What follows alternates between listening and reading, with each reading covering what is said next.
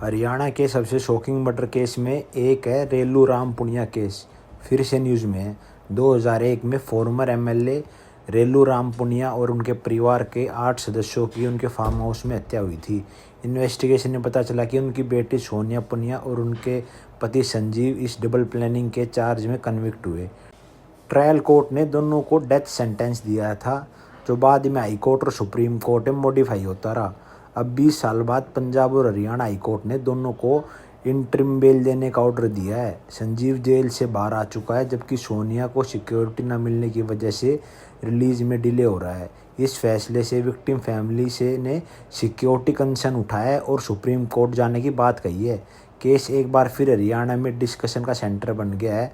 इस केस में जो उसकी बेटी सोनिया थी, उसने परिवार के 8 सदस्य को मार दिया, जिसमें एक 45 दिन की छोटी बच्ची भी थी। कहते हैं ये सब कुछ उसने प्रॉपर्टी के लिए किया क्योंकि रेलू राम पुनिया के नाम पे कम से कम 100 किले आते हैं, जिनकी कीमत करोड़ों में है।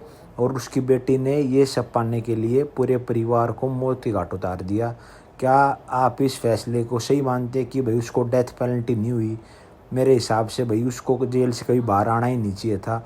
और जो उसके परिवार के बाकी सदस्य हैं, अब उनके पास प्रॉपर्टी है।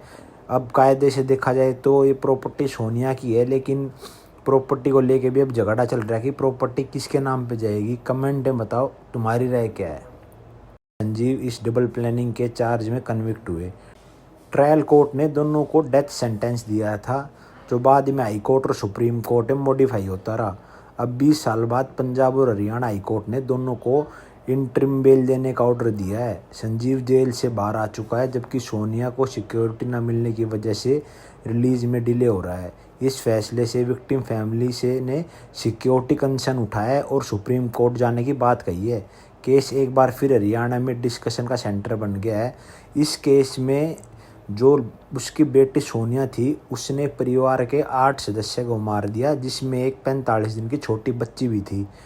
कहते हैं ये सब कुछ उसने प्रॉपर्टी के लिए किया क्योंकि रेलू राम पुनिया के नाम पे कम से कम 100 किले आते हैं, जिनकी कीमत करोड़ों में है।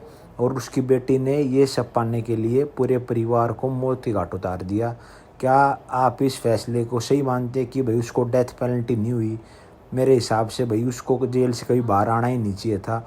और जो उसके परिवार के बाकी सदस्य हैं, अब उनके पास प्रॉपर्टी है।